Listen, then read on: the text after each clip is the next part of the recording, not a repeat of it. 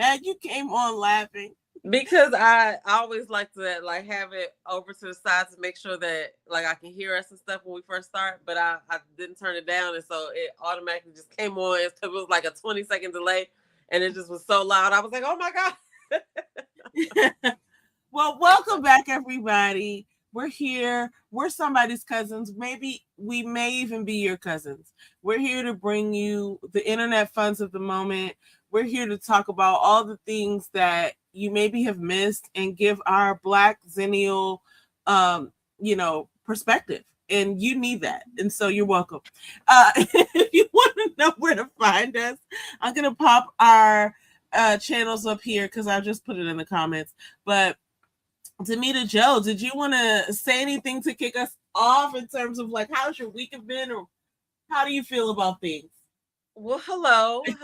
I'm excited about this week because this is like I texted you earlier. Happy Thursday, Friday. Like this is the end of the week for me. I'm ready to come eat stuff off the grill, chill with my family, relax. You know what I'm saying, and not think about work. That's what I'm ready to do. So anyway, I don't know. I was about to say welcome. This is my channel, guys. Look, welcome. We still want to welcome you. We gotta get that together because we just left over. Oh my God, I almost pushed the wrong button, guys. The life of a streamer is crazy. I almost pushed leave studio. That is not the button I wanted to push. So goodness gracious. Anyway, no, I totally am with you on the end of the week stuff, and what a week it was. I can't get into specifics, but I'm glad we're here. It's a Thursday, Friday. I know it's actually a Thursday, but it feels like a Friday. Mm-hmm. But look, we got a lot to. Do y'all recognize 4th of July tomorrow? Oh yeah, it's a federal joint. It's a federal holiday. Okay, I don't want to get into like a lot of politics, but I heard that the fireworks are going to be delayed because somebody wants to make a speech. It's weird. Anyway, I can tell that I'm getting older and more removed because stuff like that, like I used to be like, so like, where are we watching the fireworks and what's going on here? I hadn't even thought about that. Yeah, and it's funny. I was just telling one of my coworkers that like, they were like, "Oh, are you gonna go taking the fireworks downtown?" I was like, "No." That's one of those things that you do, because we're local to the DMV. For those of you who watch us from other places, but that's one of those things you do with your children once or twice so that they can get the experience, and then you never do again. It's a lot. It's a lot. You got to either, if you're driving down there, God bless you, but otherwise, right there, you already lost me. You already lost me. Right, driving down there? Oh, my God. You got to, like, take the metro.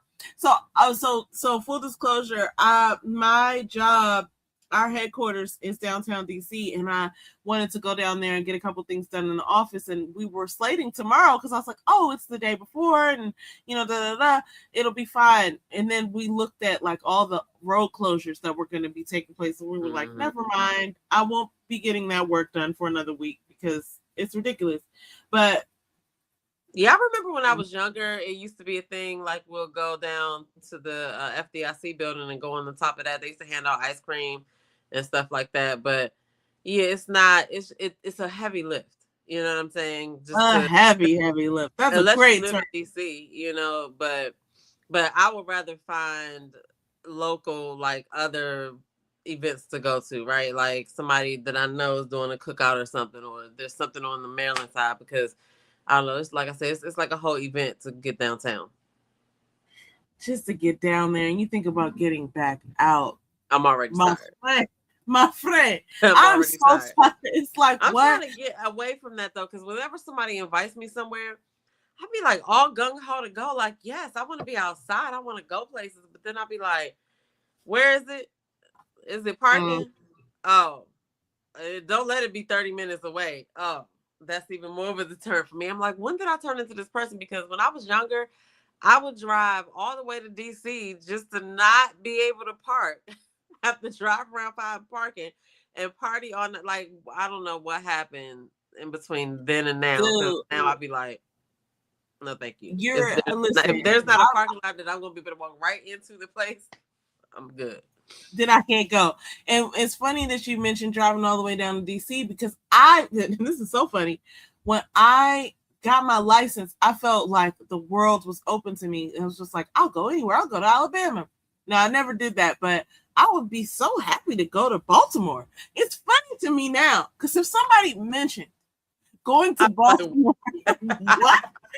Like, you shut your filthy mouth. We don't talk about things like that It around is here. so funny that you mentioned Baltimore, because when I used to get on like the dating sites, it's like an ungodly amount of Baltimore dudes on the dating sites. Oh, Lord. I'm like, Baltimore. No, thank you. No, thank you. No, thank you. Are the Baltimoreans in a dating crisis? I don't know, but the ones that was in my inbox wasn't Worthy. Oh my goodness, guys, listen, this is what we do here. We are just telling you life the way that it is. We're just giving our perspective as Black Zennials. We're going to get into our topics tonight, but we cannot be held liable for your feelings or things. We're just telling you the things the way that they are. Maybe they're not the way that you learned them, but they're the way that they are. We didn't make the rules. We just are telling you about them. And so want to give that disclaimer. I feel like I should give a disclaimer every episode. This will be a different random disclaimer. Look, guys, we don't know what we might say, but if you're offended, you're wrong. We're going to tell you what your opinion is. Write it down. See, that's another thing too. As I get older, I start to look at stuff a little bit different. That's why I like reality TV is really opening up for me, because I'm like, oh my God, you know what I'm saying? Just watching stuff and just thinking about different angles as a Zennial, like, and not as a, obviously a 20-year-old. It's like the lenses that we look through stuff are so different. So I can see why we're constantly misunderstanding each other, because we're just all coming from different parts of the story. So anyway, and the reason, okay, so I'm so glad you said that, because I feel like reality TV is it's a product of our like life. It's a product of what us as consumers, as Zennials, requested. It's what we like to watch, and like it's still around, so it's obviously consumable.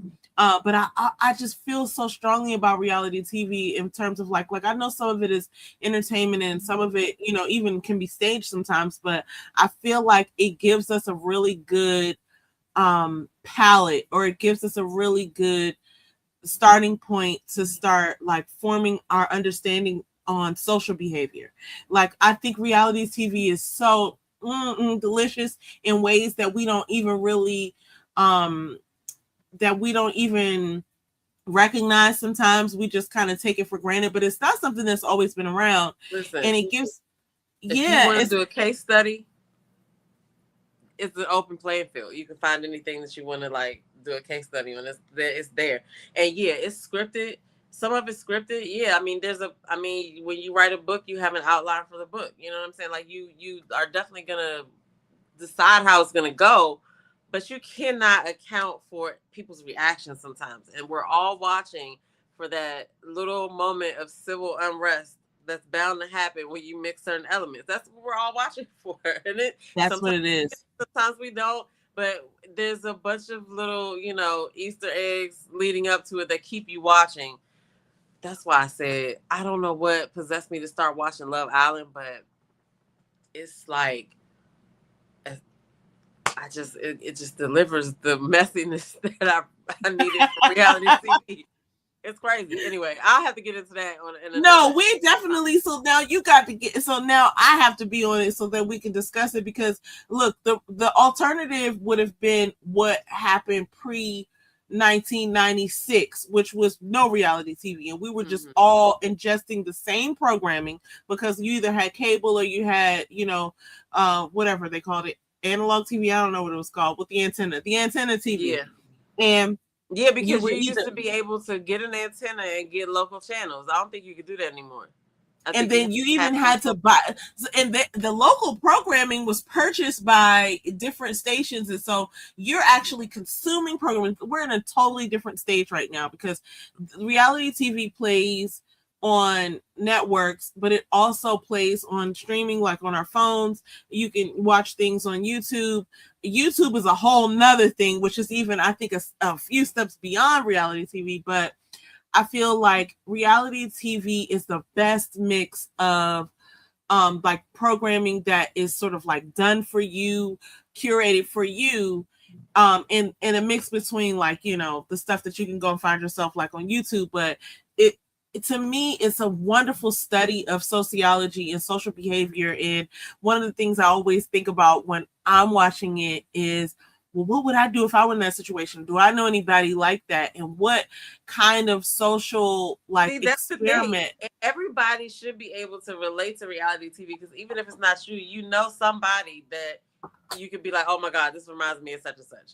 Like, even when I'm talking about, like, I did a little bit of commentary on the Love Island season 8, and my main thing was a lot of them are in their younger 20s, and I'm like, even if you were a person who followed all the rules in your 20s, you definitely had a friend who was involved in some of the dumb shit that they're doing. You know what I'm saying? Or some of the dumb, like, mindsets that they have. You definitely know somebody. You know what I'm saying? But as we get older, you know, it's so weird how we watch stuff and we do our commentary, not us, but, you know, in general, like, we make our, because even if you're not doing commentary, you're making some type of assumption or judgment off of whatever you're watching on TV, right? But it's like you're watching in the sense like you're perfect and you haven't done this. I wouldn't do that. I would never do that. Yeah. It's so crazy. Now, some of the stuff is like, okay, why would you do this? Why would you do that? If it's something that's like a social thing that's normal, right? Or it's like a baseline for a normal thing that everybody does, I can see that. But if the people are like different from different, you know, I was about to say time frames, different generations, there's a different thought process there. And so we are going to not understand what they're thinking or why they're doing this. But then it also, it's like the younger they are, the less they've experienced. So you have to understand that they're going to make mistakes that you as a 49-year-old woman wouldn't make, right? But it's just so interesting to watch it, because it's like, oh gosh, I can see exactly what's happening, but they can't see it because they haven't experienced that yet, or it doesn't click like that. So it's just interesting. But that's why reality TV is interesting, because everybody's watching it from a different window in the house. You know what I'm saying? It's like your thoughts about whatever you're seeing is going to be based on, you know, what you've experienced. If you don't know it exists, then you can't really like welcome it into your palette, if you will. You know what I'm saying? Like, what did I just learn today? I just learned about the semicolon tattoo. Like, if somebody has a semicolon tattoo, it means that they like struggle with mental health or. Oh, I didn't know that. I didn't know that. You know what I'm saying? But like, that's a thing, right? Like, so for instance, I had no idea that was a thing. Now I know. Oh my God! Everybody, mark that down. So don't walk up to somebody like, "What the hell is that?" Because they're already struggling, people. Right. So, but I mean, that's the thing, right? Like, you learn as you go along. Yeah. So it's like, you just don't know about stuff until you learn about it. So when people are doing these things on TV, I mean, yeah, you watching at home, probably you wouldn't do that because of whoever you are, however long you lived. But it's like, come on now. You know what I'm saying? Also, there is a curve. There's a learning curve, because I do believe that when, even in this day and age, after reality TV has been around for at least 30 years, there is this element of misunderstanding when it comes to what is filmed versus what is produced and packaged, right? So like, I think even if, like, you know, like, your son or my son were to be like, oh, hey, Ma, I'm going to do a reality TV show, there's some things that you would probably offer beyond a viewer, right? That's like, well, wait a minute, let me tell you some things that I've learned along this journey, in terms of like, we've never been on reality TV, but we can see how. Listen, you enough to know like basic look things. You think you know, but you have no idea. Like, there, you know, everyone's a character. People, you know, the producers are trying to create something that is watchable, that is, you know, salacious. And I think that level of understanding, maybe it is more understood these days, but it's something that I don't think is it's like driving. Like you don't really know what it is until you're doing it. You know what I'm saying? And I don't think the average viewer thinks about stuff like that. You know what I'm saying? Because like just talking to some of the cast members from like Ready to Love, hearing their stories and stuff like that, it's like, okay, it's elements that we as viewers are not like privy to or even thinking about, right? Like, because imagine we're watching any of these shows we're watching, like most of the time there's a camera crew on the other side that we don't see. We just feel like we're in the room with the people, but it's like 20 people probably in the room while this shit is happening. You know what I'm saying? So it's so interesting. It's just an interesting thing. Anyway, I didn't mean to derail our conversation to that, but there's no such thing. Listen, this is one of my favorite things to say. You cannot go on a tangent on a podcast. It's no such thing. Okay. So it's fine. All right. Look. So, okay. But it's good that, that we're there because we're going to keep talking about reality TV. And now you got me having to watch Love Island. Okay, everybody. So there it is. Look, like, the first in the world. Yeah, but I got to see it because I have seen some clips in past years and I can't remember exactly whether this was the right show or not. Okay. But, let me just give you a little rundown real quick. Because they're all on an island and they're like dating. Well, right? You got Temptation Island, you got Perfect Match, you got all. Maybe I'm thinking of Temptation Island, but Love Island. I'll just give you what happens. Really, some of the things that happen. Because listen, this is my first season watching, so I'm just learning all of this stuff. Because everybody was talking about what was coming up. I'm like, well, what the hell is that? Anyway, so they start out with like maybe 5 girls and 5 guys, and immediately they start testing chemistry by kissing. Everybody's kissing and sharing saliva, and that was the most disgusting part for me. I'm like, you just kissed her. But you just kissed her. Anyway, so then they have to like have points where they have to pick a couple, right? And they get to know, they live in this villa and they're, just basically getting to know this person. But they have challenges along the way where they might have to kiss somebody else. So they're all like kissing each other. And then nasty.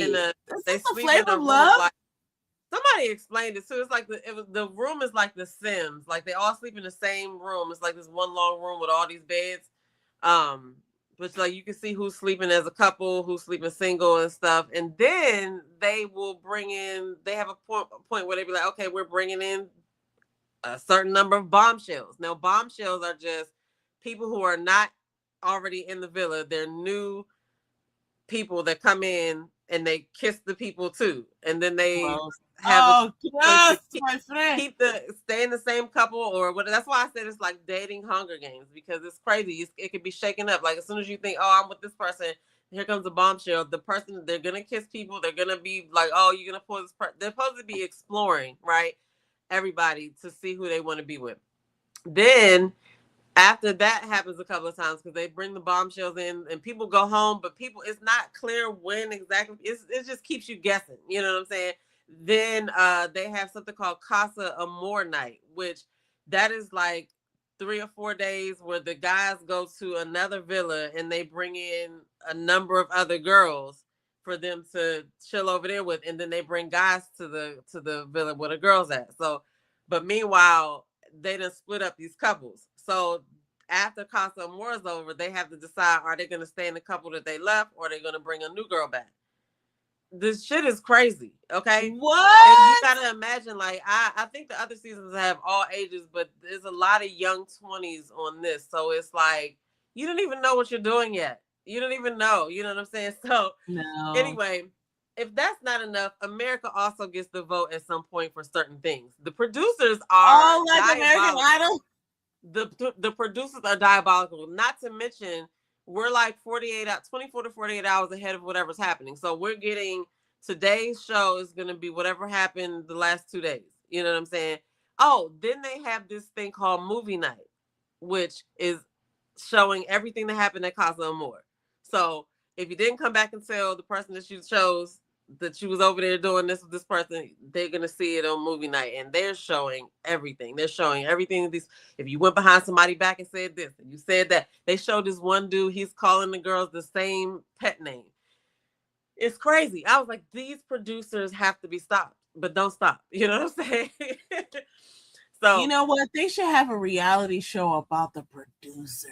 man, because here's the thing: we're only seeing for any show that we're watching, we're only seeing the story that the producers want to be told, and there's a lot of stuff left on the cutting floor after they get their story. Like, so you don't know really if this person only apologized to this person, or if they didn't cuss this person back out, or if you really don't know if that shit happened or not, because we're just showing.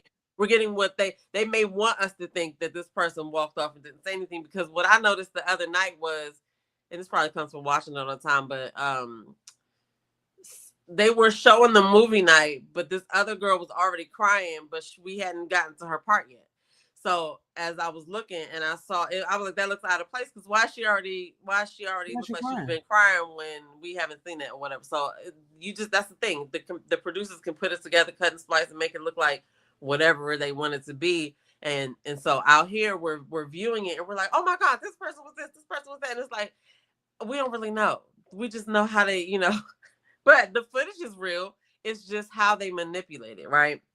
So anyway, it's crazy and wild, and that's why I say it's like Hunger Games, because you just don't know what happens. So as a first time watcher, it's really good because I've never seen it before.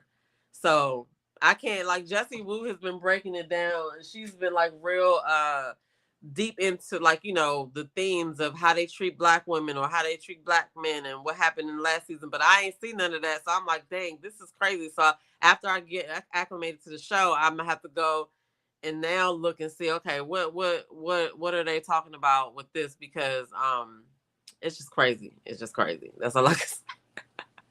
I mean, there's so much, and this is one of the things. I'm gonna skip ahead on one of our topics and talk about, like, the Black journalists moving away from huge media companies, because it's kind of relevant to what we're talking about now. It's like, there's so much happening online and with different, like, people getting their information and what we're spotlighting, what we're interested in. I feel like there's a lot of, not only just opportunity, but, like, it's a lot of, for me, curiosity on what people are, like, engaging in and what we're interested in. It's a whole different situation or scenario from when, there's only 6 channels, or, that you could watch. TV used to go off. And then TV would go off after a certain time. So, and it wasn't even like another alternative, or like you could, like, maybe watch a video or something like that. But like you had like VHS. In terms of, like, live media, and then that's a really, it's probably another whole topic. But I think there's this element of, I don't know if it has to do with, like, FOMO, fear of missing out, but is something more exciting about knowing what's happening live and tuning into something live, or tuning into something like you were just describing, like, okay, we're only about 48 hours after the thing has occurred for us to be watching this, as opposed to, like, this one dating show that I can't remember the name of right now, where it almost takes a year and a half for us to see, like, what happened. Meanwhile, all these people aren't even together anymore. Yeah, it was like Blind something, Love is Blind, maybe, where it's just like, look, that happened last year, right? And, like, these people aren't even together, or they got a baby by somebody else, and, like, it's hard that's for how them. Ready to Love is too. We're still waiting for Chicago season to even be announced, and I think they're already casting for another season. So it's like, but that's what's so interesting about this. But I mean, even I'll take it a step further. It's not even just this. I do this, and I don't know if anybody else does it, but I'll be going through, like, I have certain people that I watch their uploads, and I have certain people who I watch that do lives, right?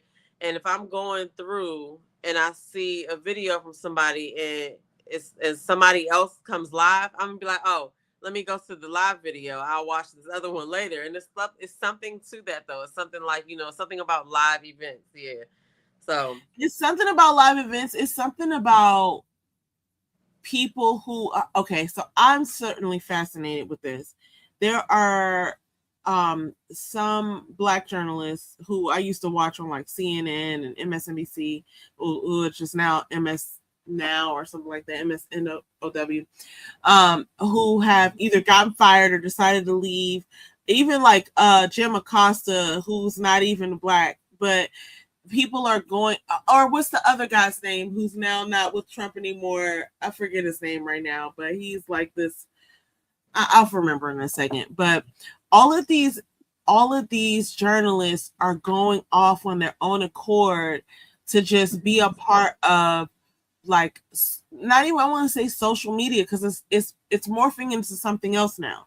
It's not just social. We're getting our news there. We're getting our entertainment there. We're getting our like information in terms of like life information. Like, I'm learning how to apply strategies, and like, you know, I'm learning about financial information. I'm learning about, it's not just about social anymore. It's about, you know, you were just sharing with me before we started filming or went live about, you know, the podcast summit. There are life skills and things that I'm learning from our current sources of media that are not just social. They're not just for entertainment. And it's interesting to me because these platforms and this online movement is only getting stronger.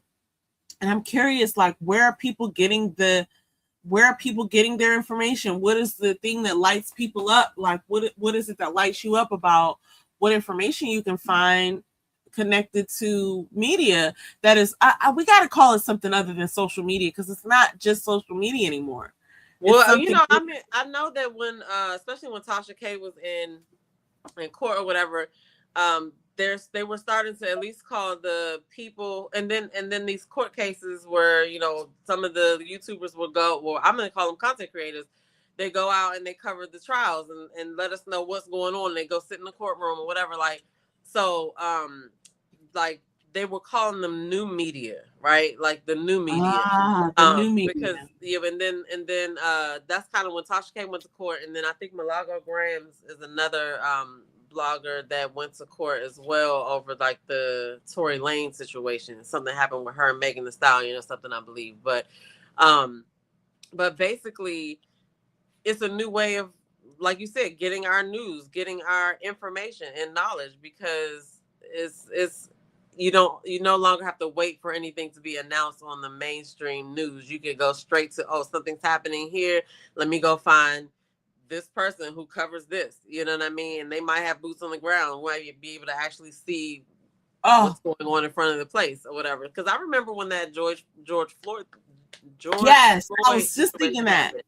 There was a guy, and I got to remember his name, because he was in Minneapolis, and he was going live, and he was like out there walking down the street. They had curfews, and the people were, you know, people were out in the streets and stuff like that. Things were happening, but I was like, yo, this is wow. And now fast forward, like you said, we have the people who used to be in the media that are now joining on to, you know, building channels and stuff, you know. Yes. I mean, so I don't know. Yes, and I'll name a few of them, and I'll just speak a little bit more to that, because there's Don Lemon, who everybody knows about. There's Joy Ann Reid, who got fired recently, like maybe within the last year.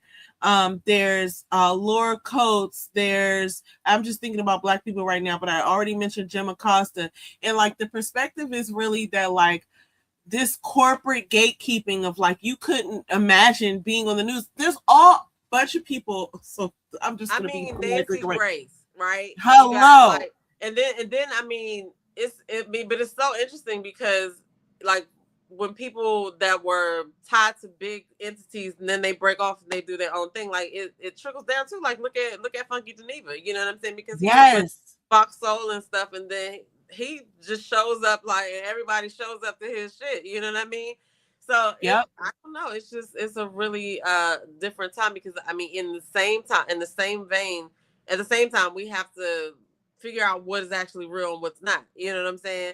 Because of AI or whatever. So it's like, but I would imagine that like just the same way that like you know, these anchors, the news anchors, gave us this sense of like steady like hand, like okay, I can trust Dan Rather or whoever.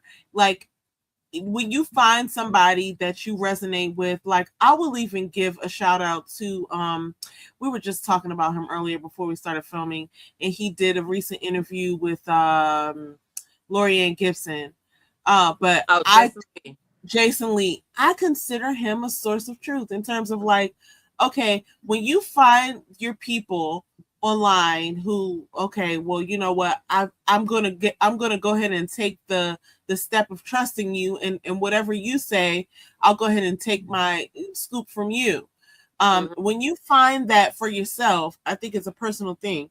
When you find that for yourself and then you can go back, I think that's what can, so for lack of a better term, anchor us in terms of like understanding what's real from what's fake. Because you got these entities out here that's gonna just, you know, you have these faceless channels, you have these things that have robotic voices, or you have these pieces of remember video. the one that I sent you of the girl standing in the kitchen talking? It was like female game or something, and it was just like this girl standing there with her legs open, talking about fellas, blah blah blah. Yeah, and it wasn't real. It wasn't real, but before I sent that to you, it had a whole bunch of videos on there, and it looked like a real person.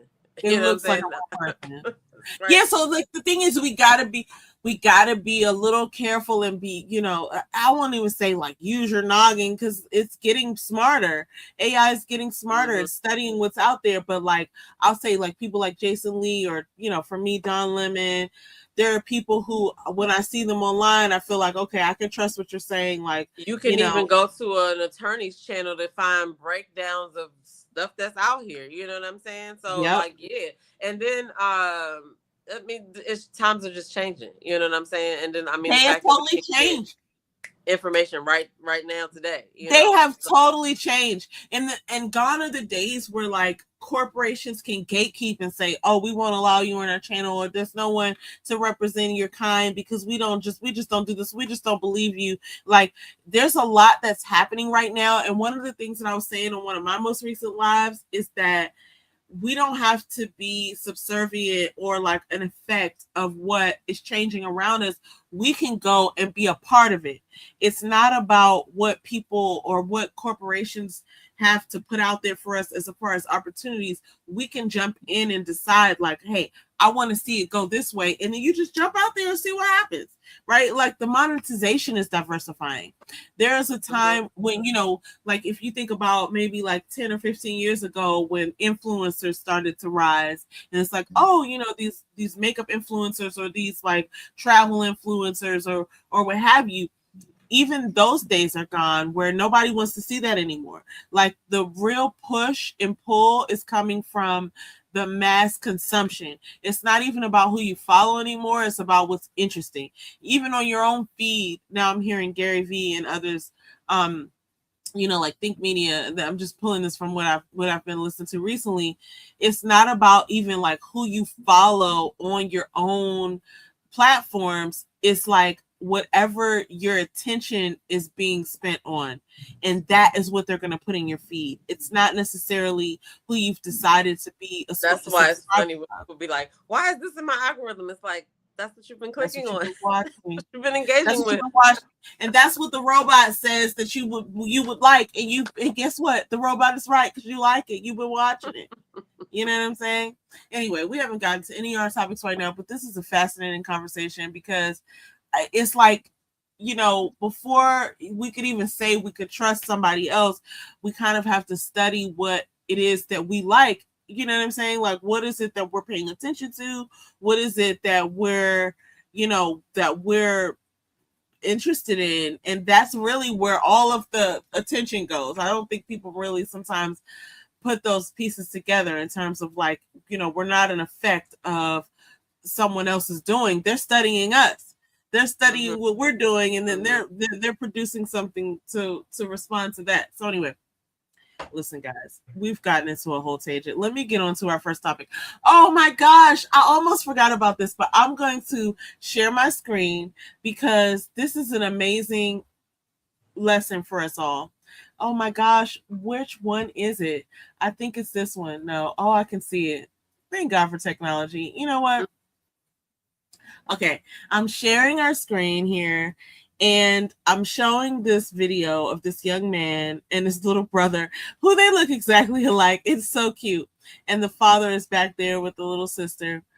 And the question is, you know, the setting is everyone's gathered to see if this young man can figure out how to stack all of these nails on a single nail. Now I'm looking at these nails and I'm looking at this single nail in this, wooden block. And the first thing I thought to myself was like, I don't even know how he's gonna do this. I don't think it's possible. And I totally underestimated this person, which lets me know that like you really do not know what you're looking at. You cannot count out anyone. You cannot count out yourself, because I don't know if he himself thought like I can't do this, but like I'm just looking at his little brother's face on the side. Right. What are you doing? And then I read the little brother's lips and he was like, how did you do that? I would have never thought to do it this way. But the little brother is like, wow, do you see that all these people? How did you do that? Yes. But I thought it was interesting because I don't think this young man even thought to himself, he's like celebrating, right? Like yes. He's like looking at all the pieces and he's like, oh, I don't know. How could I do this? And I don't know how much time, transpired between the time that he was thinking. I'm just looking at his little face. And seeing how he's looking at all the pieces, and he's like, you know what? How could I do this? And this is the moment that I said that this we had to talk about this, okay? Because when he looked at all the pieces and then he started putting it together, he had to have some idea, but he didn't know it would work. No, but I mean, it's a puzzle. It's like, okay, if these have this lip, now I wouldn't have been able to come up with this. I'm only seeing what he did. I'm just seeing what he did.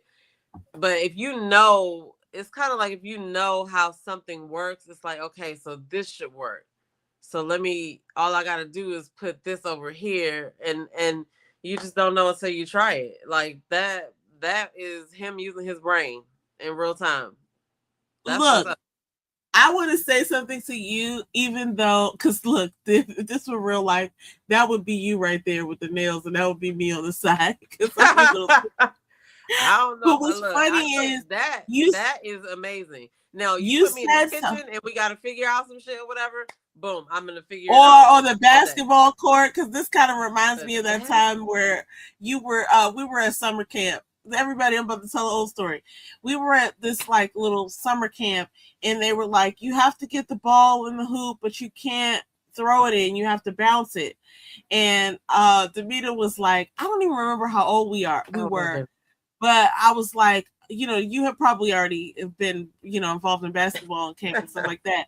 But it was like you had one chance to get this ball in the hoop, and you bounced it, and it went right in, and I was like, that's what sister, y'all don't know nothing.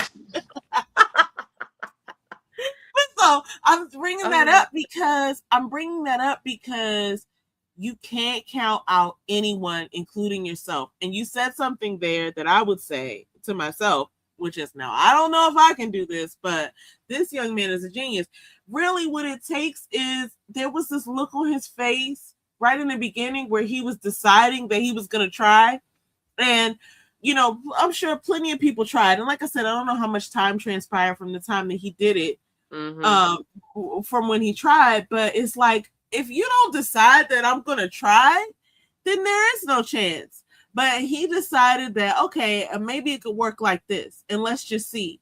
And he, you know what I'm saying? He's like, yeah, it works. Let's just see. Let's just see. Because listen, I'm trying to think of something specific. I know you've probably done something since you're a mom. It's something that you've worked out like that you probably just overlooking. But like, it's just knowing that you got enough tools and you're gonna figure it out. You know what I'm saying? Like, I don't know, like, dang, I wish I could think of something or whatever, but it's got to do with what you said. Like, there's a point in time where you decide either I'm going to try or I'm gonna decide that I can't do it. You know what I'm saying?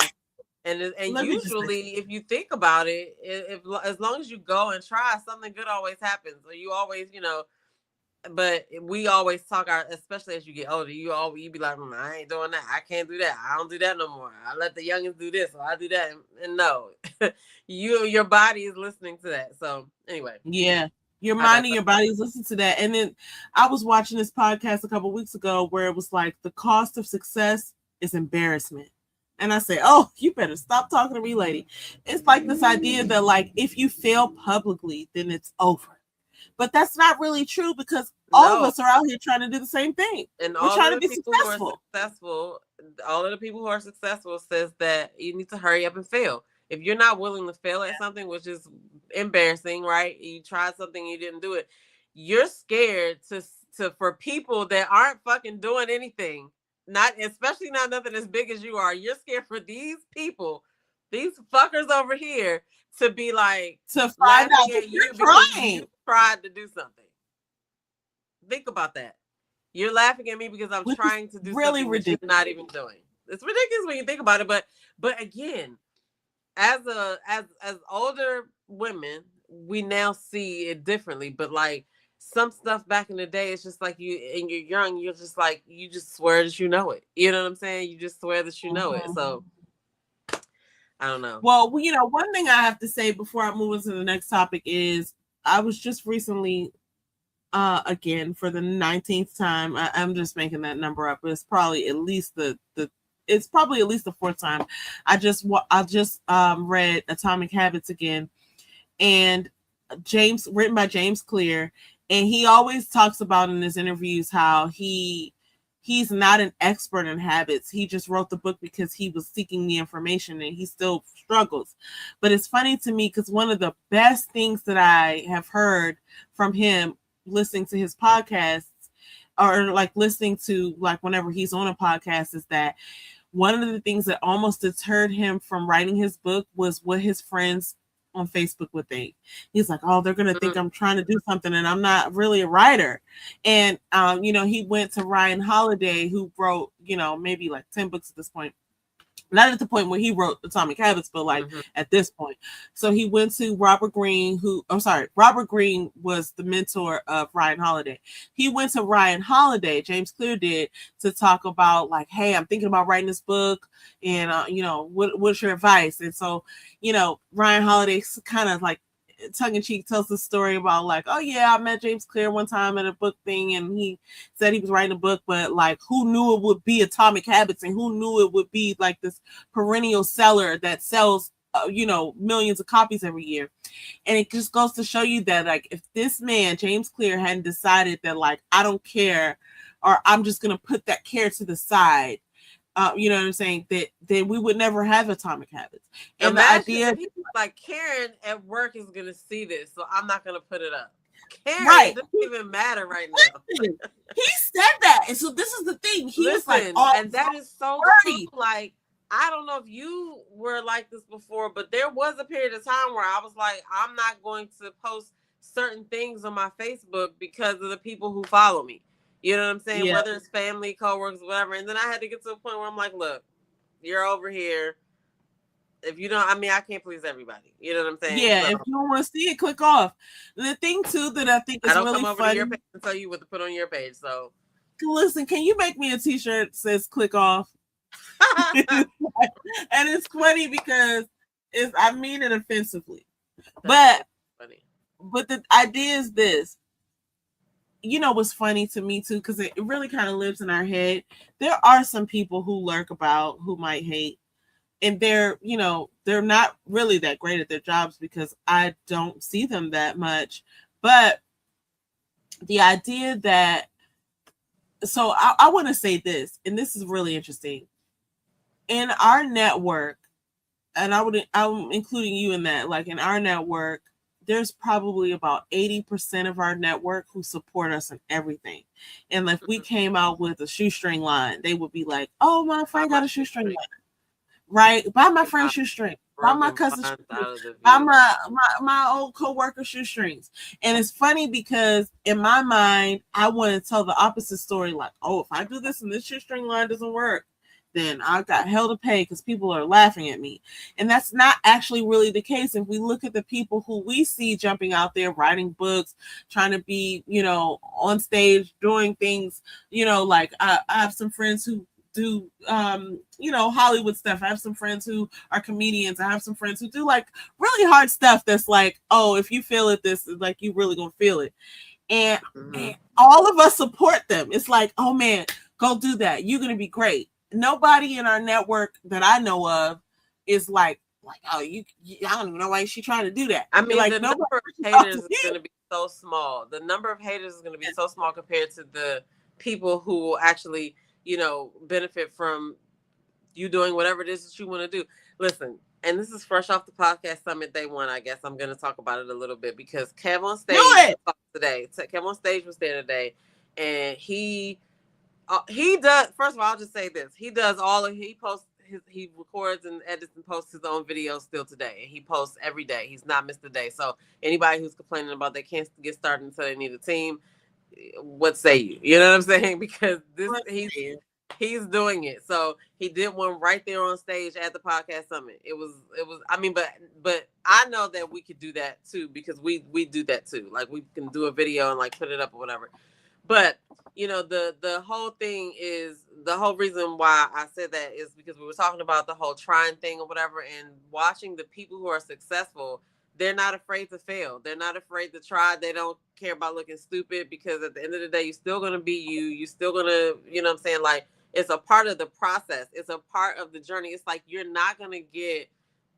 Some people have overnight success, but it's very far and few in between. Some of the people that we think have overnight success have been working at that shit for years, and it just popped, you know. So it's like if you are scared to try something, if you are scared to, you know, get started, like that's a journey you got to start so that you can get well. You know what I'm saying? So you can get past that because I was there where I obviously didn't believe that I could do certain stuff, whatever. But it's a journey that you have to go through. You have to learn to change that mindset. You know what I'm saying? So anyway.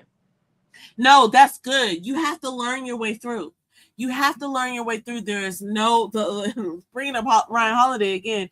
He has a book called "The Obstacle Is the Way." You have to go through it in order to get to the other side. There's just no other method. There's no microwaving, zapping your way, Zelda-ing, or Mario. You know what I'm saying? Like they used to be my game. Both of those used to be my games. Yes, there's no way to reach the next level without passing the level. And even in those video games, it's like you got to get through the level. You're gonna get stuck in some parts, and you got to figure out what to do. You got to play that joke over and over and over until you finally get past that part. And that's probably why our generation is a little bit different too, because the instant gratification wasn't there for us. If you wanted to beat the game, you had to sit there and put in them hours to play that game. You know what I'm saying? Now they could buy like little money to buy coins to get, and so it's like, all right, it's like an instant gratification situation. So it's the same with you know, businesses and content and stuff like that. But it's like you're sitting there waiting for something to happen, but you haven't acted yet. You haven't moved on it. So it's like everybody, you're watching all these other people do it, but you haven't done anything yet. Like you're sitting on the sidelines. But a lot of people feel like the planning and the, you know, all of the things that they're doing is getting them to that process when they should just, you know, but you learn that along the way. Like I don't know if I can include you in this, but like when I first started doing videos, I did not want to go live. I did not want to go live. I was just like, oh my God, no, if I go live, they can see me. Like, what the hell? I just rather. They can see me. But it took me a while to get over it. And I used to admire people who used to just hit the live button. You know what I'm saying? I'm like, dang, that's you know, that's what's up. But as you figure out what you're doing and you keep going, it changes. But you have to be doing it. You know what I'm saying? You have to be actively doing it. Like, look how many videos you did. You know what I'm saying? Look how many videos y'all did on your other podcast, right? Like, it's just like you have the evidence that you've been doing it. But some people who are still sitting there like trying to order their microphone or trying to figure out their plans, or I'm gonna order a new computer. It's like, bro, you're wasting time. You don't need to do all that. And so listen, let me just call you to the live altar, everyone. Look, if you've decided that you want to call it the altar, but it's like funny because if you're out there watching and you think that you need to have some grand plan and you need to have some, you know, like, look, the planning is great, but push the button. Just go live and see who your audience is. See what happens when you press the button.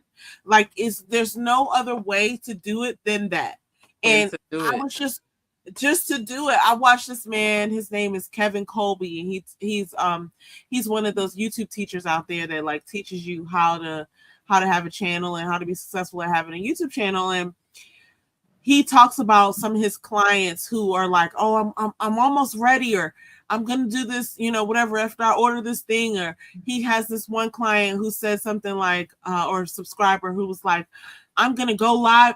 I'm gonna start a channel when I retire. I'm counting down 467 days. It's like he's like, go live now. Like, go do the channel now. Count down to that. What you with an waiting audience. for? What are you waiting for? The other thing too is like you don't really understand all the reps that you're gonna need. Like your first videos aren't even gonna be that great. You know what I'm saying? Like you gotta get in there and just start doing it, and then there's just things that you will not be able to learn until you start that journey. It's the same with like anything. Like, you know what I'm saying? Like you can sit there, even if you got a new job, you can sit there for a long time and be like thinking and looking at the job description, but you don't actually get in there, then you're not gonna, you're not gonna start learning. Certain things are just not gonna come up until you actually put some action behind it or whatever. But that is what you learn along the journey, all the failures, all the parts where you stuck. I know you can relate to this because, we had to take, when back in the blog days when blogs were really hot, we were using what were we using? Were we using WordPress, or were we trying to get over to WordPress?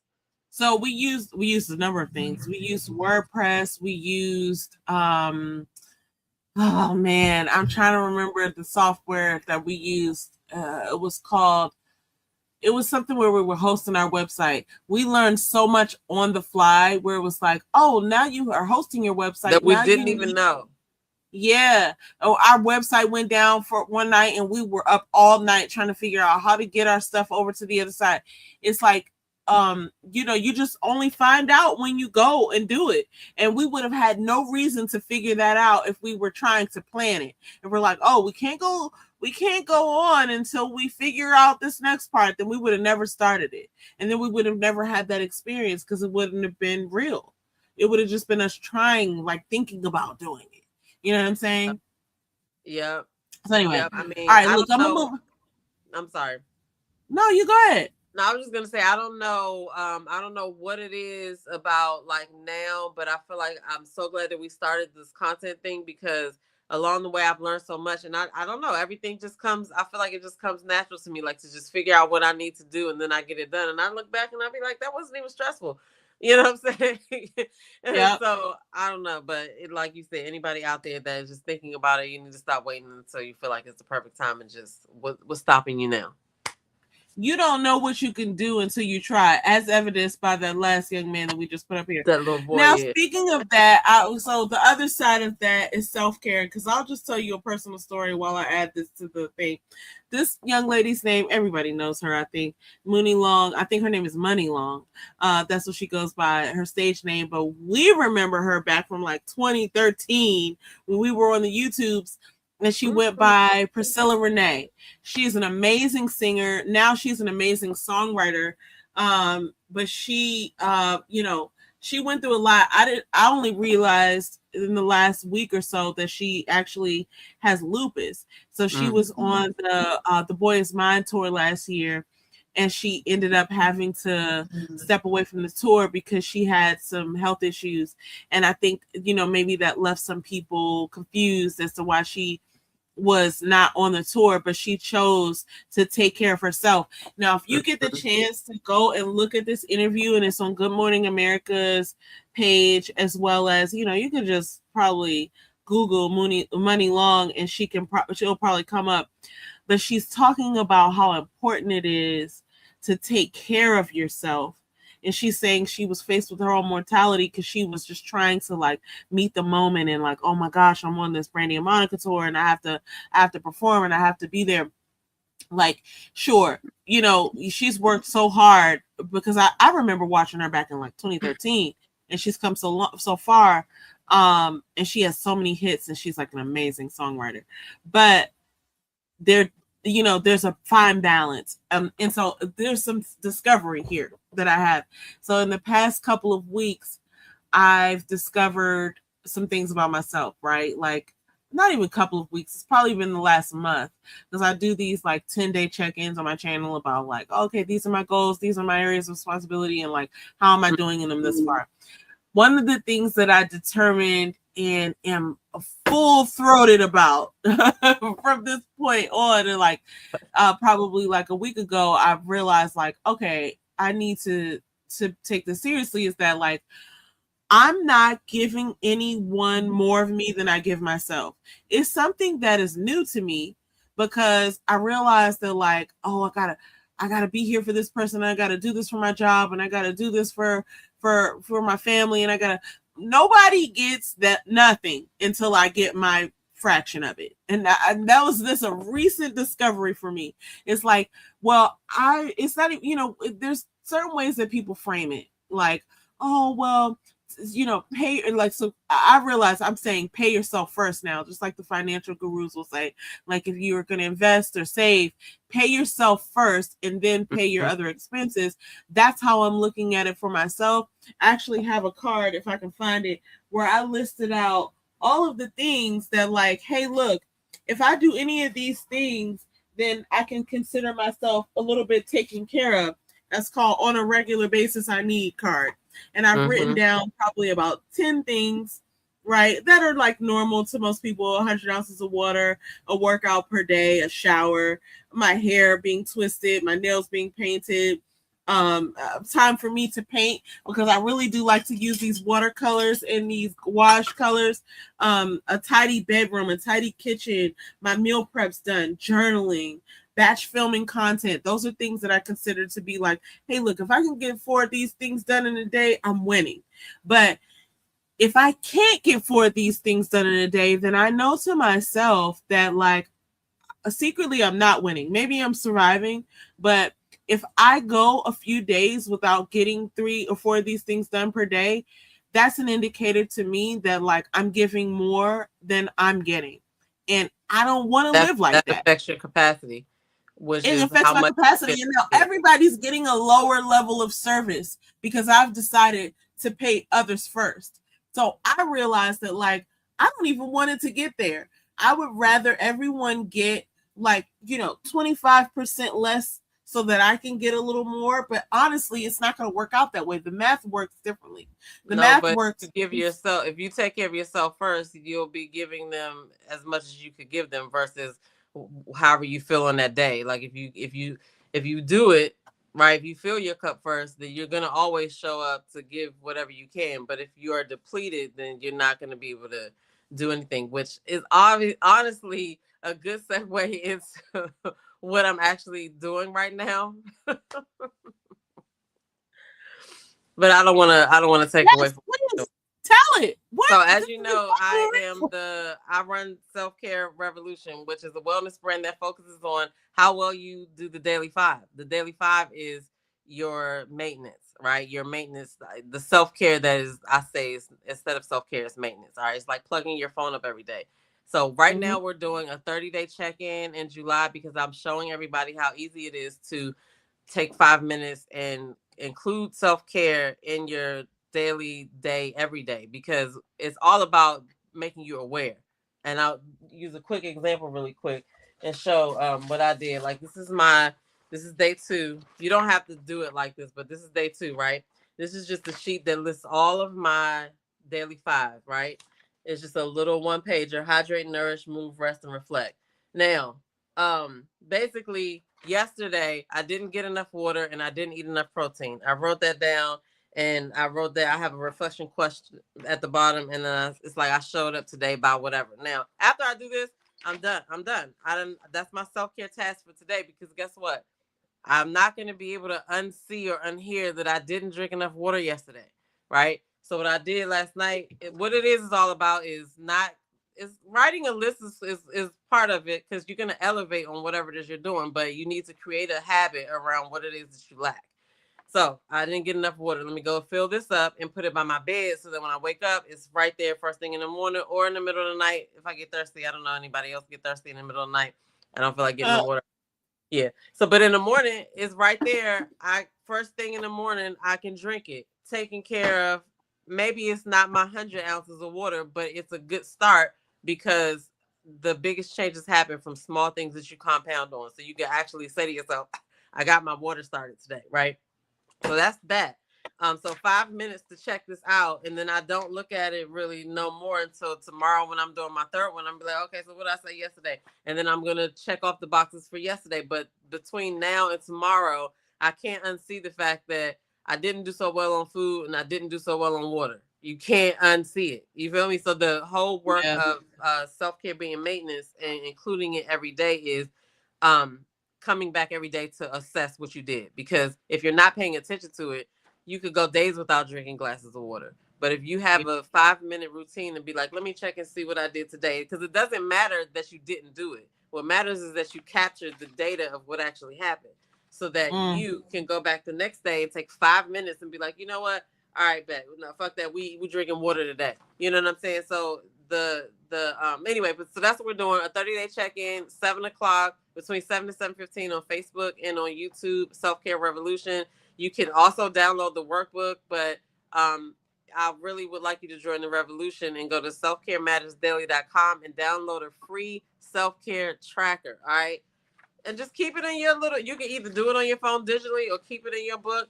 It's nothing. Listen, because my thing is, we don't need to add another thing for us to do. We already have a Google list of things to do. All right.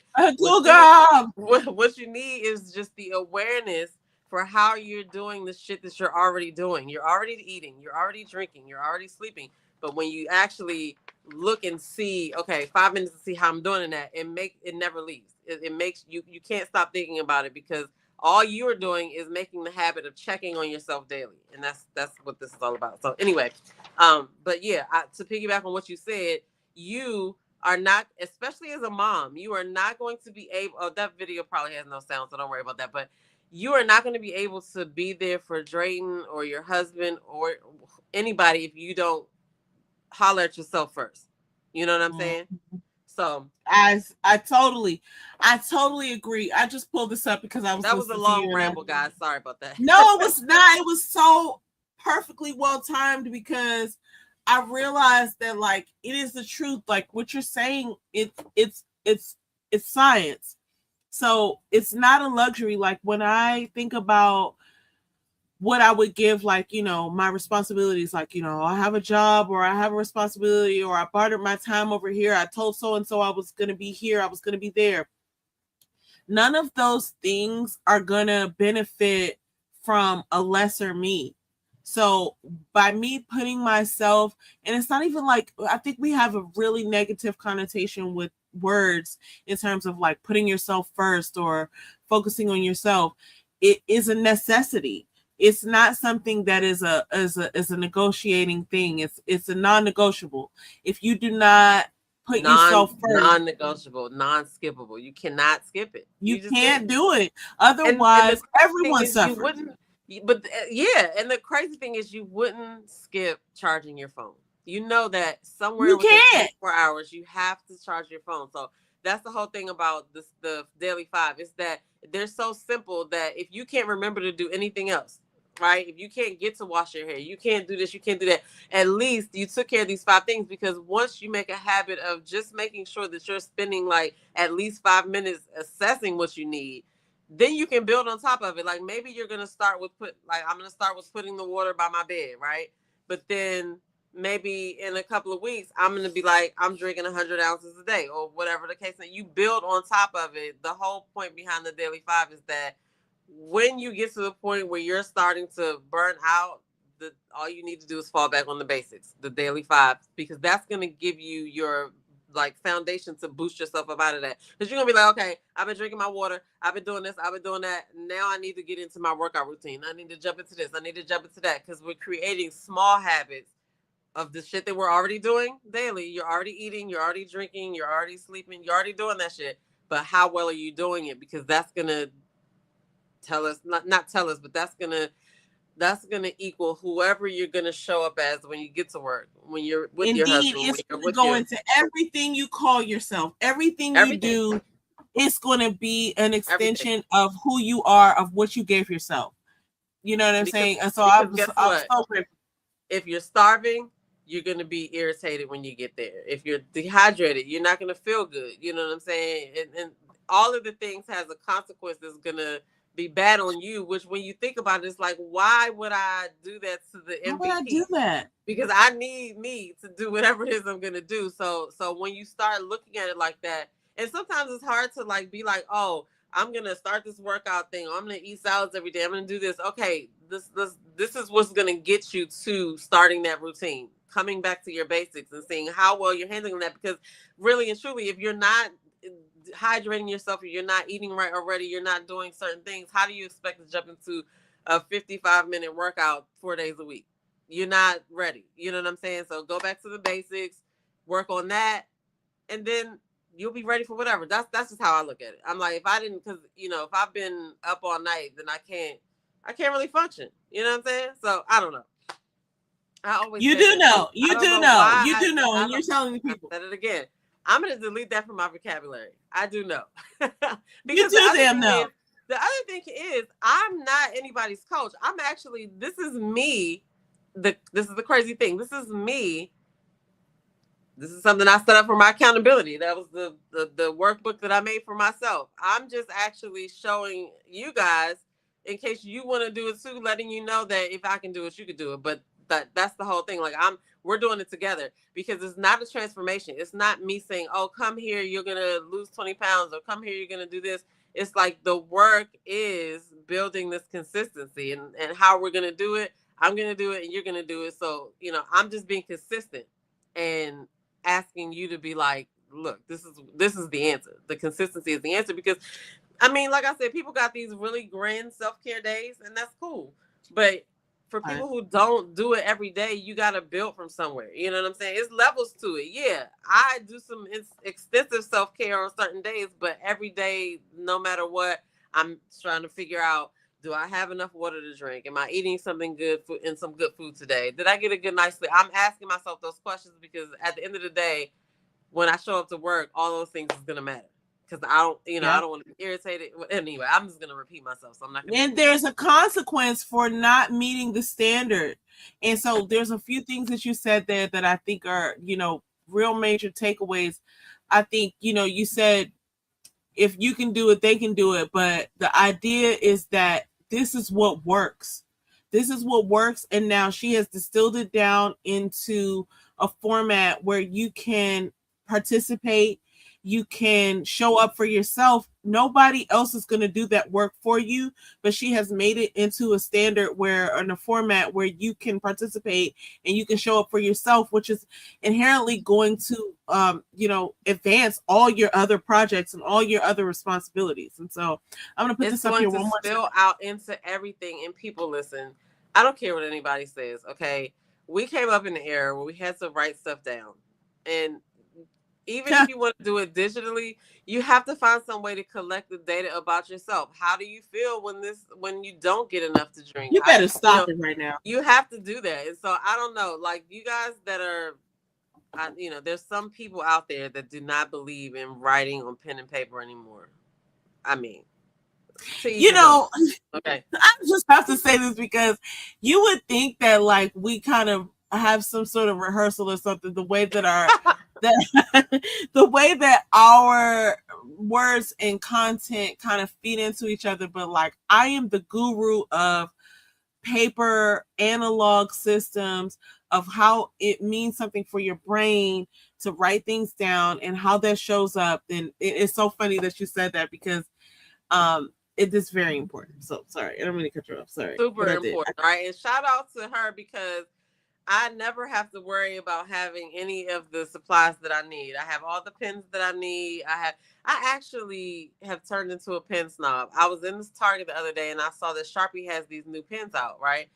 But when I looked at all those, they were 0.7s, and I was like, see, if you had a 0.5 or a 0.3, I might have purchased them. But since they're 0.7s, I'll wait till Faith buys them, and I'll just take one of hers. Yeah, and I have plenty of those, but they're nothing like the tools. And they're nothing like, listen, we're going to get into brand snobbing right now. So we're not going to do that. These but, babies right here. Listen, okay. my friend, there's a couple of other ones that I want to share with you. I actually like this one, too. Even though this one is not a fine point, I really like the way this one writes. That's a Uniball. That's a Uniball. She knows the names of these I'm pens trying to by figure out what that is because I have one over here too.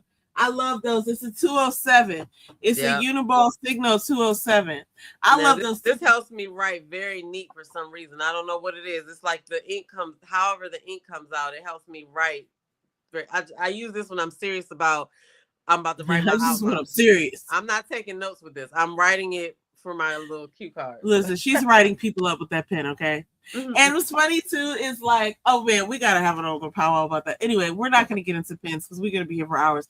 Okay, we're gonna end on this because we've already been here for an hour and 10 minutes. I love this episode, and I love that I already have ideas about how we should collaborate on some other topics that will help the world.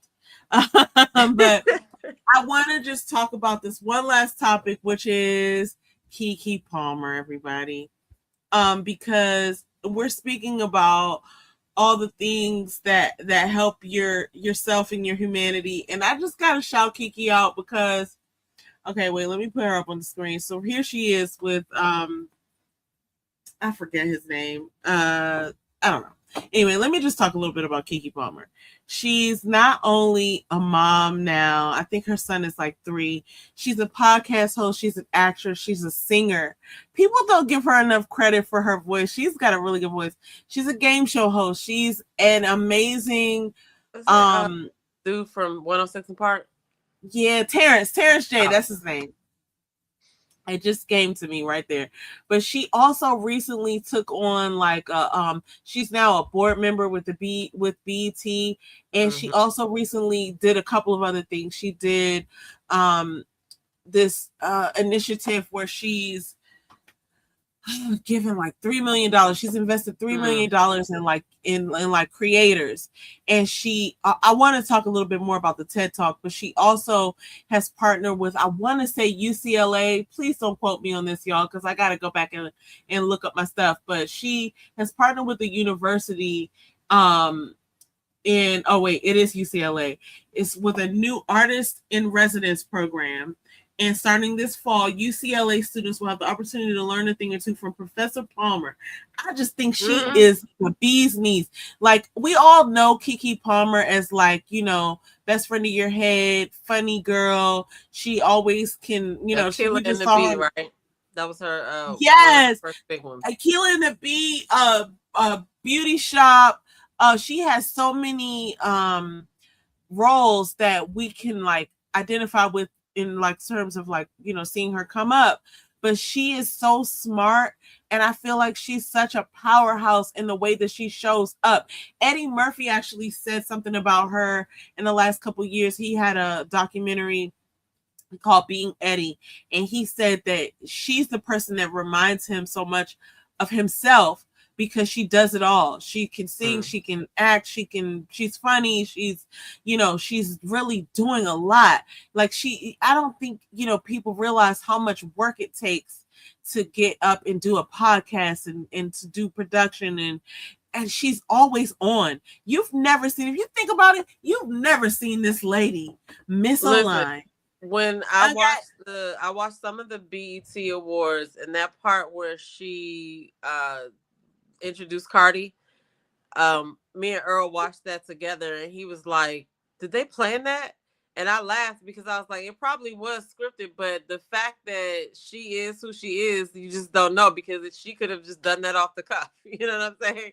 She could have. She's so good. Now, I will. I will say, I did like Juice Against the Host, but when she said that, I was like, yeah, she should have been the host. This is my gig. Yo, I just want to give a shout out, and I want to give her flowers because she got to be what, like 35? I should have looked that up before I looked at this. She's like 37. Look, let me tell you something. Keke is the bee's knees. And she just gave a TED Talk maybe like a month or two ago that brought tears to my eyes. And like, I watch a lot of TED Talks, and those are cute. And like, the whole premise of a TED Talk is like, you should be able to give a short talk. Whatever you have to say should be said in under 14 minutes and something like that. They have to do that themselves, right? It's not like they get paid to do that. They have to. A TED Talk is like one of those like things. It's like, oh yeah, you should have that. I have something to say. Let me say it. And her TED Talk was so so freaking good. Okay, I haven't And the watched it. way that she ended it, so it was the ending that was everything.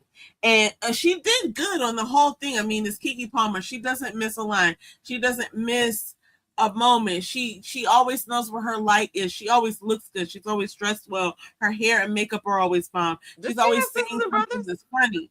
Huh? Does she have sisters and brothers? She does. She talked about them. She talked about them in the TED Talk, but I don't know who they are. I I think was she gonna say has. I've never. Yeah. Yeah, I think she has at least one or two. But she talked about in the TED Talk how her family gave, they have sacrificed for her to be where she is. However, I don't know who those people are. I'm sorry to this man. This is one of those Keke Palmer things. There are so many moments actually when I think about it that I have to give to her, like pop culture moments where it's like some meme of her just being herself that like made pop culture moment. Like there's that one where she's like, I'm sorry to this man. I don't know who he is. And she was talking about the former vice president that served with George W. Bush. I can't remember his name right now. Oh, why can't I? Anyway, she was like, I'm so sorry to this man because I don't know who he is. And then there was another one where I think we might have even covered it on this actual podcast where when we were those two sisters, where she's a game show host, and she was talking about how it was like she was just really just being black, to be honest with you, and she got her co-star to guess a name of what they were trying to guess just based on her personality and just her vibrancy. And I just want to give Keke Palmer her flowers because she just does it all and she doesn't rest. And I don't know what her self-care regimen is, but she is doing it. And she's doing it. I bet you. Listen, I have a self-care question that I wrote down for all the people that I'm going to meet that I want to talk to, like Donnie. I got a self-care question for her because I want to know what is the one piece of self-care advice that they would give. And I bet you, I'm willing to bet that it has something to do with paying yourself first, like you said. But yeah, I mean, because you don't get listen, first of all, we are, as humans, I always say this, we're impressionable, and you can learn anything, right? So if you spend time focusing on something, it's going to get better. You know what I mean? And so that's the whole thing about the Daily Five. Just spend time focusing on yourself. Everything else is going to fall into place. Because even if it's a situation that you deem as, oh, it's a bad day or whatever, you're going to show up in a really full way, and it's not gonna hit as hard as it would if you were depleted. So you know what I'm saying? That I feel like in this day especially, we have no idea what's happening. We don't live in the times now where we have to survive and scratch for our food and stuff like that. But like whatever's gonna go down, I'm not trying to be starting behind the curve and be on E. All right, so that's my whole thought behind the Daily Five. Because who is worth that? That is the whole thing too, because you are your most valuable player, and that's really what brought me to this. Because I had so many things, you know me. I used to always be busy until I was like, look, it's so much shit to do. Like, how can one person possibly do all the stuff? And I said, you know what? I'm just about to focus on me. I'm just about to make sure that I feel good, that I'm doing what I'm doing, and then even at work, everything just works out. Not saying everything works out perfectly, but I always feel better about stuff if I know that I've taken care of myself first. Because how mad are you going to be if somebody shits on you? Not to say that people shit on me, but if somebody does shit on you, right? And you've shit on yourself as well. You haven't even taken care of yourself. Like, that is crazy. So when I think about it like that, you've just proven them right. I have to say, there's so much more to this conversation that I think we're probably going to continue it into one of our future episodes. But when I think about, I think this is what we probably need to do, especially as women, is really weigh who's getting the benefit from us not taking care of ourselves. Like, oh, well, if I can't do this because I have to do that, when you do that, who's getting the benefit, and the fact that you are not benefiting from it is going to detract in some way from that pool of people getting benefit. So if just for instance, like family, if I'm saying that like, oh, I can't take care of myself and I can't do like my self-care things that I have on this card because my husband and my son need me. Okay, now what are they getting? They're getting a lesser version of me who's irritated that I didn't get what I needed, and then I'm bringing 40% of myself to the table. So they're only going to likely get about 25% of that 40%. They're going to get that rice and that salsa that's been sitting out on the counter all day. Oh, you better stop it. You better stop it. She's horrible. You're horrible. Yeah, I know exactly what you're talking about with the mushrooms. You know what? This lady, look, you go get some bullshit. This is what the problem is. That's but hilarious. If I bring my full self and I'm like, you know what? I'm not going to engage until I have what I need for myself, or we have to manufacture this experience so that mom can get what she needs. When that happens, everybody else is reaping the benefits of that, because the alternative is that somebody's probably getting cussed out, somebody's getting a dirty look, somebody's getting less than. But when mom has what she needs, something else is gonna not get done. So and I'm mad the whole day, and like everybody loses. And the alternative is this, and this is what I came to realize, is that okay, if I have to factor in that there's going to be a loss taken, I'd rather it be someone else. I'd rather. I thought you was going to say something else for a second. What did you say? No, I thought you was going to say that you would take the loss, and I was going to be like, no. No, I'd rather it be someone else. When I really weighed it out, and this is the benefit of writing things down, because when I really weighed it out, I was like, okay, if I only have 80% to give because I didn't take care of myself, how am I divvying out this 80%? Then it's like, okay, well, everybody gets less, and then I don't get any. But if I give myself some, now we're starting more like 95%. Everybody wins. But here's what I found when I wrote it out, is that if I don't give myself the first piece, right, which is like pay yourself first, then everybody gets less. But then I don't really care about everybody else when I don't get anything. What is the point? When if you're serving everybody else's plate before you get your own, why do you care how much they're enjoying what they get? You're just going to be bitter that you didn't get any. And then if you give yourself some, then everybody gets some. I'm probably saying the same thing over and over again, but it's like I really I needed to understand for myself that like I don't even want to play out the scenario wherein everyone gets what they want from me and I don't get any. Like, how did that happen? I allowed it. I checked off on that. I approved that. And why would I do that? No one knows. It's not a good idea. But we go along with that. We go along with it. I don't know where it came from, because it's like, it's so easy to, like, and I've caught myself doing it over the years. Like, oh, don't worry about me. Oh, no, I'm going to do this. I'm going to do that. Oh, no, I'm fine. I'm fine. I'll figure it out on the back end.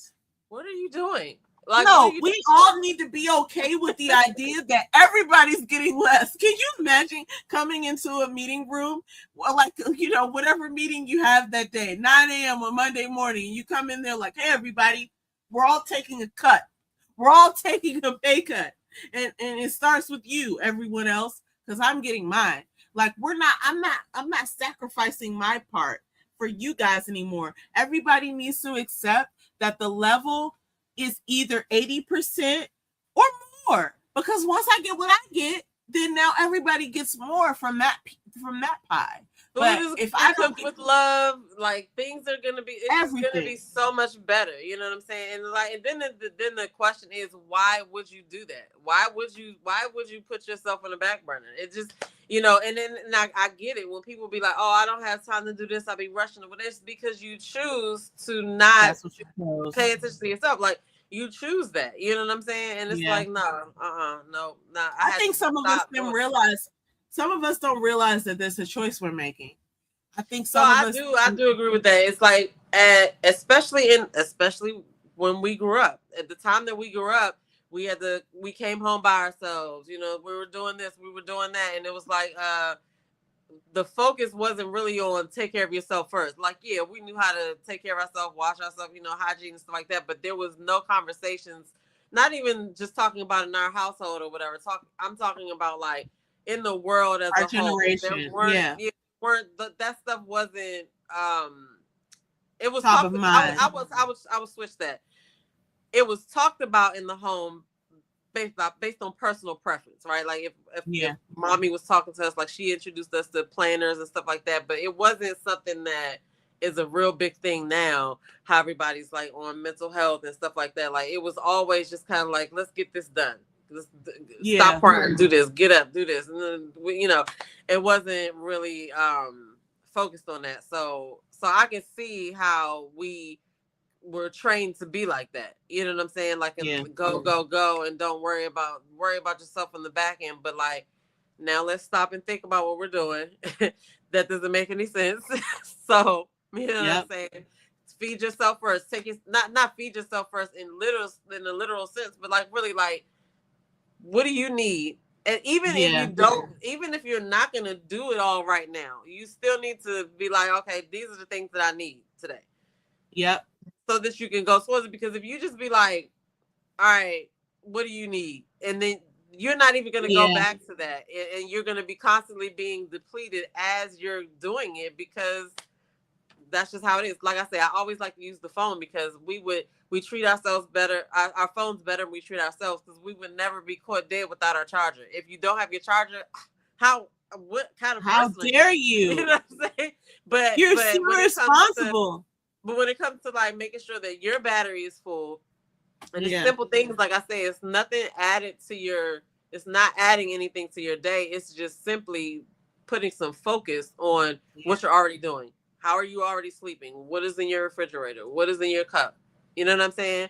And then you build on top of that. Once you have a habit of being like, I check on myself every day and I'm aware of what I need, then you can be like, okay, this is how I'm giving myself these things, you know? So that's just yeah, where I and I'm training myself to not even offer beyond that. I'm not offering anyone else anything that I don't have my cup full after. Like it's like we have been trained, I think, as women to be like, oh well, give them what they need and then figure it out. But I don't even want a scenario to exist where I'm offering someone something beyond my own well-being. And so I would say start with the daily 5, which I'm getting ready to ask you what it is again, but like I have that on here. I started with the daily 5 and then I added on other things for what I need on a regular basis. Now maybe I don't get these 15 things done every day, but if I get 3 to 5 of them done, then I feel like okay, now I well, can engage with the others. You know look what I'm at the saying? daily 5 as a bucket. All of the things that you have on there probably fit into a daily 5. It's going to have to probably do with your rest. It's going to have to do with your reflection, which reflection can be a bunch of things. Prayer, it could be, you know, reflecting on how you want to look. What do you want to do to your hair? Are you going to wear makeup? You know, so you're just basically putting things in those buckets. And no matter, because your shit is going to be different than mine. So if you look at the daily 5 as buckets, you just need to figure out, you just need a few minutes a day to figure out, okay, which buckets am I touching today? How am I touching them? Right? Because it might be different for you, like your regimens or whatever are going to be different, but your focus is okay, I'm starting with the daily 5 because I need to see what I need today. You know what I mean?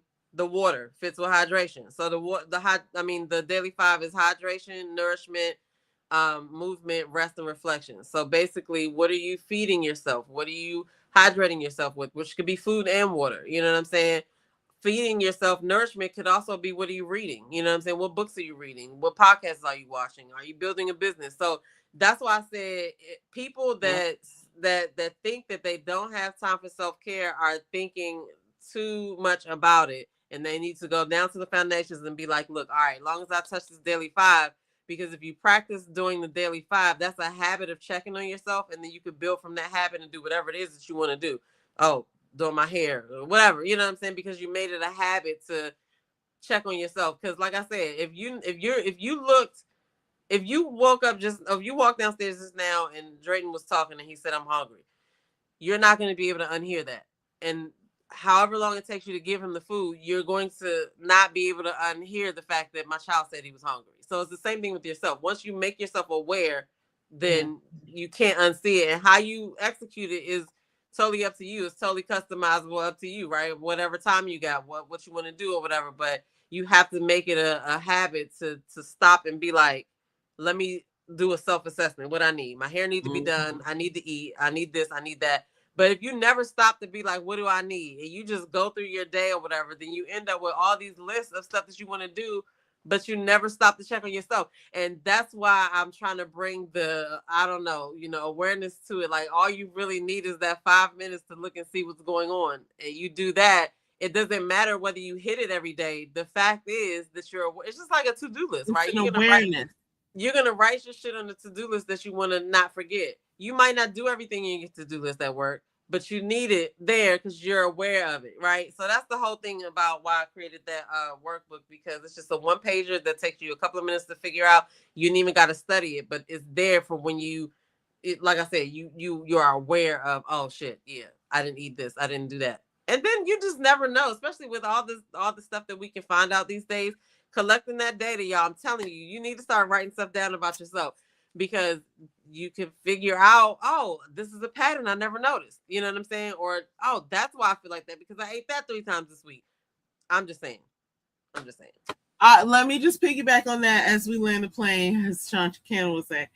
But, this is a necessity, especially in this day and age of AI and digital sort of like, habits that we have. Just everything's digital. Our calendars are digital. Our email is digital. Our concentration is just gone digital. But the analog writing things down has not shifted from being a necessity. And let me just tell you, the more your life becomes digital, other people have, or other bigger corporations have access to your information. And so, if you don't know like what your desires are, where your habit tree comes from, why you feel a certain way after you interact with this thing or person, someone else knows. Like they're watching us, they're collecting the data on us. If you don't have an awareness of what your habits are and what your desires stem from, they know.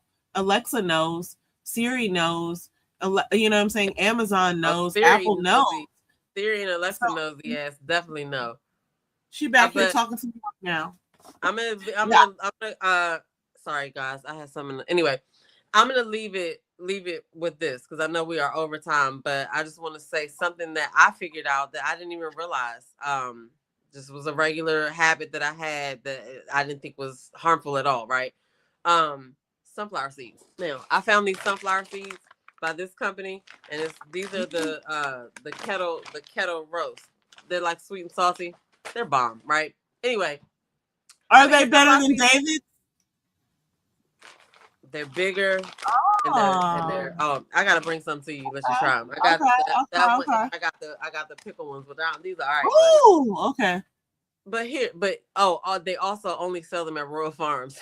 So that's why when I come over your house, I go there and I get them or whatever, because I go to the mall over here. I've never go over there, but I need to. Okay. Yeah, check them out. But here's the thing I figured out about it, right? I was like, man, my batteries ran out on my scale for like 3 weeks. I was like, I gotta get a battery for.